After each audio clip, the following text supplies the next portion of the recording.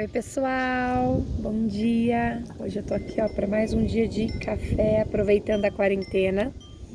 Quem vai parar aí para tomar um cafezinho, prepara o seu café e vem pensar junto comigo nessa hora do café. Bom, vamos lá. Esses dias de quarentena, né, faz a gente refletir bastante, faz a gente pensar muita coisa. E uma das coisas que eu penso muito, para variar um pouquinho, né, é sobre o meu trabalho, sobre meus alunos, sobre as minhas famílias, o quanto eu posso ajudar sendo humana, o quanto eu posso ajudar sendo profissional, né? Enfim, e daí nessa reflexão, para quem não sabe, eu tenho alguns anos de experiência nessa área já, né? Eu não sou mais novinha. Isso bate, às vezes eu falava, nossa, eu sou novinha, quando eu falar do meu trabalho ninguém vai acreditar porque eu sou novinha, mas agora eu não sou mais, agora eu já tenho anos de experiência, então já chegou essa hora. Eu trabalho na área da pessoa com deficiência e famílias desde os meus 18 anos. Eu tenho 35, faltam 3 anos para virar 20 anos que eu tô nessa área já. E o que é engraçado é que também desde os meus 18 anos muita coisa mudou. Eu trabalhei com vários tipos de família, né? Das famílias com pouquíssimas condições, né? E baixa vulnerabilidade. Desculpa, alta vulnerabilidade, né, que a gente fala ali no terceiro setor, que são famílias que tinham necessidade de faltava comida em casa, enfim. E trabalho hoje mais com famílias de atendimentos particulares, né, famílias que têm um outro poder aquisitivo, claro, né, e tenho famílias que nessa luta se esforçam e se desdobram para dar o melhor para o seu filho, como a maioria das famílias brasileiras também, né? Mas a questão é que existe uma diferença entre a família que tem a criança com deficiência, que tem um poder aquisitivo mais baixo, né? Bem mais baixo, vamos dizer assim, que tem dificuldade para comer, tem dificuldade de arranjar um trabalho e precisa de doação e etc. Daquela família que tem um poder aquisitivo maior, né? E acho que essas diferenças, elas são positivas para os dois lados e são negativas para os dois lados, né? Então, cada um tem a sua característica. Mas o que eu também vim pensar aqui, eu tô indo várias vezes porque eu tô abrindo várias caixinhas para depois fechar tudo numa só, se eu conseguir. É que eu fiquei pensando sobre a questão da felicidade, né? A gente sempre está em busca da felicidade. Nós profissionais estamos em busca da felicidade, as famílias estão em busca da felicidade, as famílias estão em busca da felicidade para as nossas crianças. Eu acho que isso é um ponto muito forte, né? Os pais estão em busca de felicidade para os seus filhos. E acho que uma das maiores questões dos pais colocarem tantos filhos nas terapias é essa busca da felicidade para eles, né? É querer dar o melhor para eles, é querer fazer o melhor para eles em relação ao mundo, em relação a possibilidades. E então, assim, dar o máximo de terapias que puder, dar o máximo de recursos que puder, para que quando chegue uma certa idade, falar, olha, eu dei tudo, né? E por isso que hoje ele tá aqui onde ele tá, porque eu consegui dar tudo. Mas eu falo que, e além de tudo, eu acho que as famílias também buscam isso, porque não só isso, tá, gente? Não tô generalizando, tô falando de algumas, tá? E tô, enfim, ao mesmo tempo falo como um todo, né? Algumas famílias buscam essa felicidade, né, dentro de um padrão que precisa ser seguido na sociedade. E todos nós, na verdade, né, buscamos seguir um padrão da sociedade. E quando a gente fica refém desse padrão, a gente sofre muito, porque às vezes é difícil a gente se encaixar nesse padrão, né? E eu acho que a quarentena também veio. para esse pensamento, né? Que quando a gente teve que ficar afastado, a gente falou, meu Deus, e agora? O que a gente vai fazer? Tal, tal, tal. Mas eu acho que o que trouxe, de certa forma, um alívio é saber que todo mundo teve que ficar parado. Então, acho que, de certa forma, trouxe um alívio. Por exemplo, para o meu marido, eu senti que fazer ele parar de trabalhar foi um alívio porque todo mundo teve que parar. Então, ele falou, tudo bem. Mas se só ele tivesse que parar de trabalhar, ele ia se sentir mal. E ele ia achar que estava errado e ele ia fazer de tudo para conseguir trabalhar. Então, ele nem parou para pensar de fato, mas ele queria estar ali dentro da normalidade, né? Do que todo mundo estava fazendo. Então, a gente sempre busca estar dentro desse padrão da sociedade, porque acho que no fundo a gente entende que a felicidade está nisso.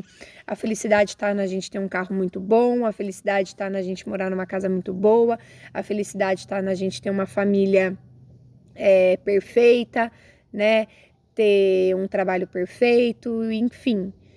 Não digo, quando eu digo perfeito, não é nem perfeito, mas assim, dentro de um padrão que a sociedade diz que é o ideal, né? E toda vez que a gente busca esses padrões, né, ter um filho perfeito, ter um filho que fala, ter um filho que vai para a escola e que depois vai para a faculdade, e eu acho que isso traz pra gente uma certa ansiedade, uma certa angústia. Para todos nós, né? Para mim também. Então, eu ter, por exemplo, como eu já falei do outro vídeo, né? Eu ter que engravidar, eu ter etc e tal, eu ter que andar com um carro bom, eu ter que morar numa casa boa. Isso te traz uma certa ansiedade para você seguir um certo padrão. Mas eu tento, no máximo possível, não ficar dependente disso. Então, essa quarentena eu tô falando, gente, de novo, né? As pessoas podem interpretar de várias formas. Eu tô falando por mim, tá? Eu tenho gente que se ficar sem trabalhar na quarentena, não vai ter o que comer, né? Eu tenho gente que ficar sem quarentena, nessa quarentena, vai passar por necessidades muito grandes. Mas eu tenho pessoas como eu, que talvez não vão passar por necessidades muito grandes e que também está preocupado, né, sobre essa quarentena. Não vai embora quando eu vou falar de coronavírus, tá? Porque eu vou trazer já a questão para os nossos filhos. Que eu considero muitas vezes como meus também, tá, gente? Eu acho que o que eu tento sempre fazer bom, eu vou ter que me adaptar, né? Se eu tiver nessa merda, desculpa a palavra, vai estar todo mundo junto, né? Todo mundo passou por essa situação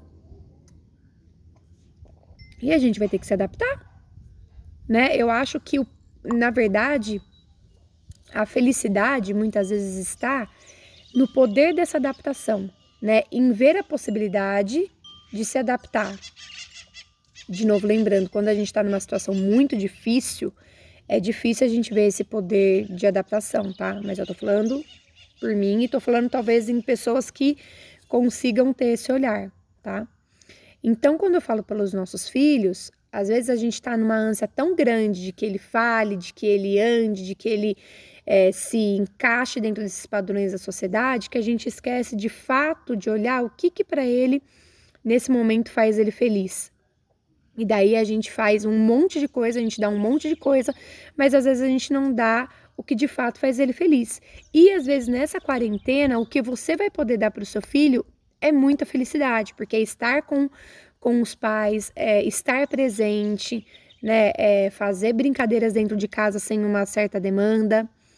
Então, eu penso um pouco disso, né, e também penso que a felicidade, né, quando a gente busca encaixar dentro desses padrões da sociedade, a gente busca muitas vezes por mais terapias que enquadrem dentro desse padrão.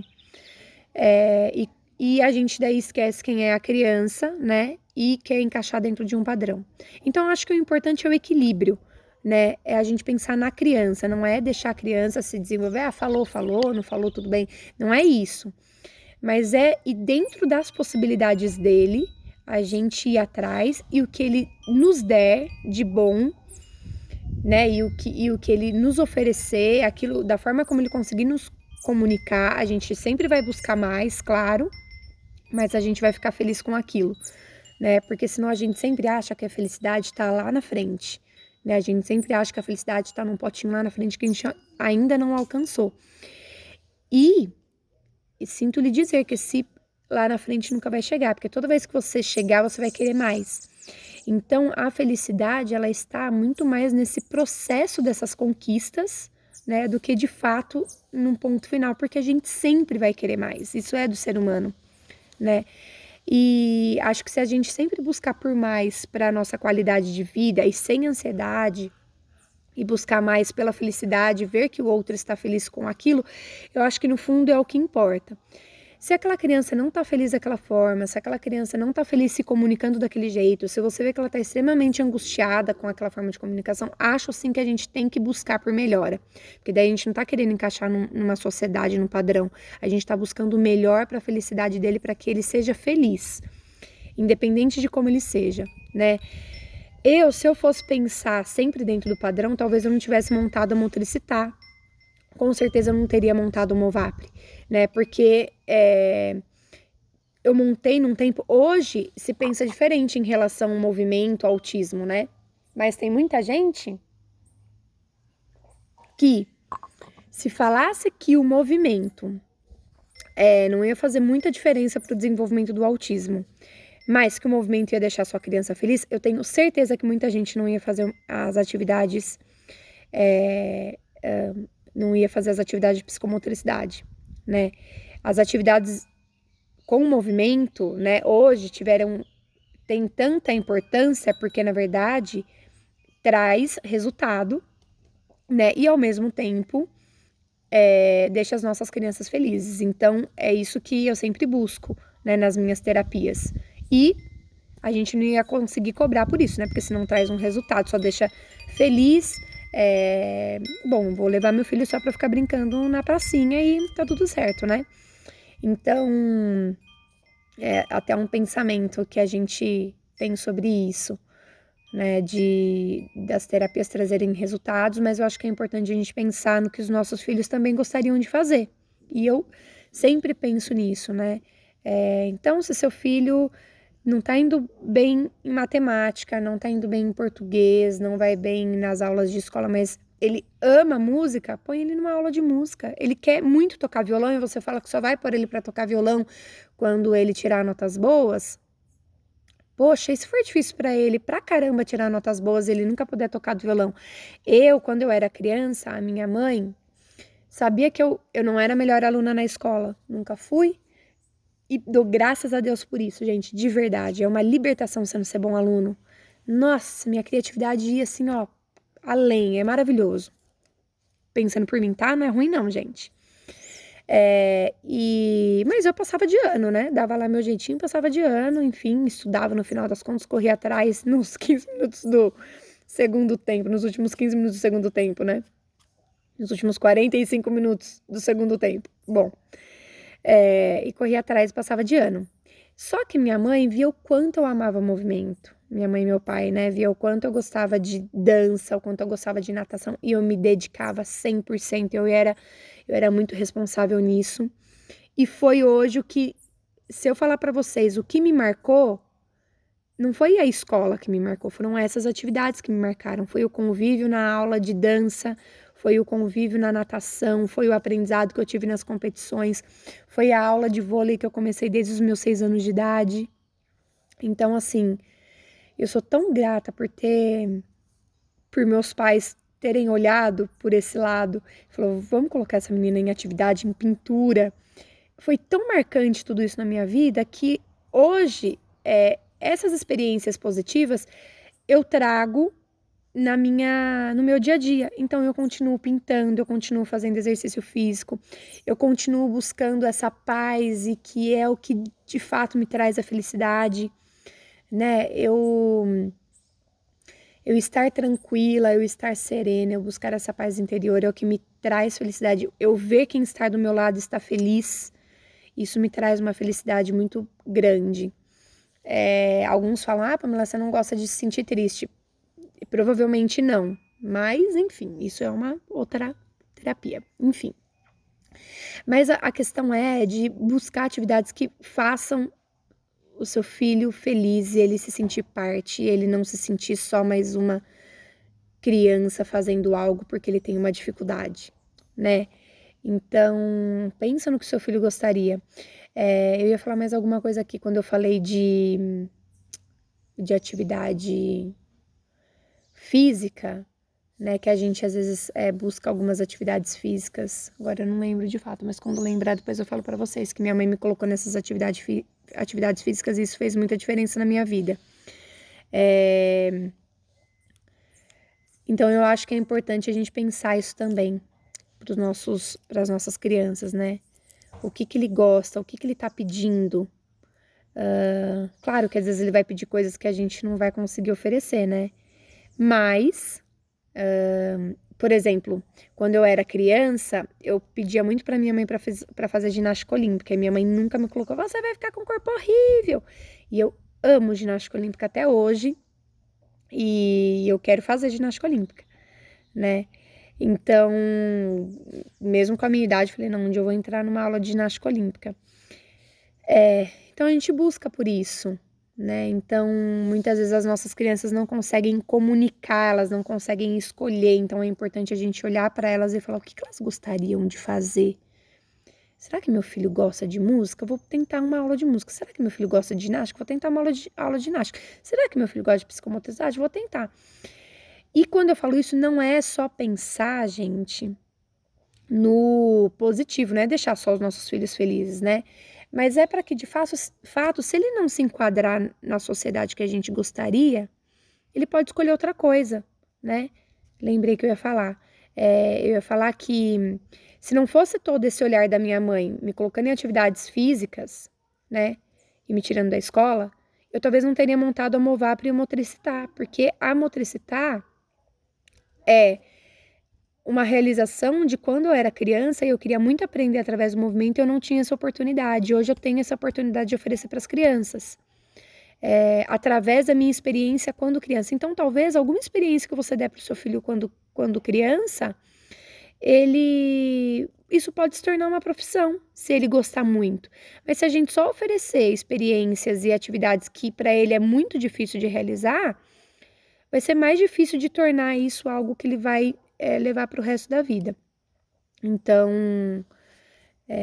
enfim, às vezes eu acho que a gente tem que pensar também dessa forma, porque a felicidade, né, até quando eu falei, eu vou falar sobre esse vídeo, o vídeo era felicidade versus encaixar no padrão da sociedade, né? Hoje as minhas atividades, hoje tá mais dentro, o pessoal conhece mais, mas ela é totalmente fora do padrão de terapias que antigamente, né, pelo menos quando eu comecei a trabalhar, pelo menos há 5 anos atrás, que foi quando eu montei a Motricistar, tinha. Quando eu falei, nossa, mas como que você ensina as crianças num gramado? Como que você ensina as crianças com uma sala aberta? Como você ensina as crianças brincando? Era algo assim surreal, que ninguém entendia como. E hoje, quebrando esse padrão, a gente também está conseguindo trazer terapias com muito mais qualidade, muito mais prazer. Eu tenho mães de adolescentes que falam, Pamela, se eu tivesse encontrado uma terapeuta quando meu filho tinha 6, 7 anos, eu tenho certeza que o desenvolvimento do meu filho hoje seria diferente, porque ele iria aprender de uma forma muito mais prazerosa, de uma forma muito mais adequada para a idade dele. Então, eu acho que é isso, gente, tá? Meu café esfriou. Esfriou. Eu vou lá esquentar. Beijo pra vocês. Até mais.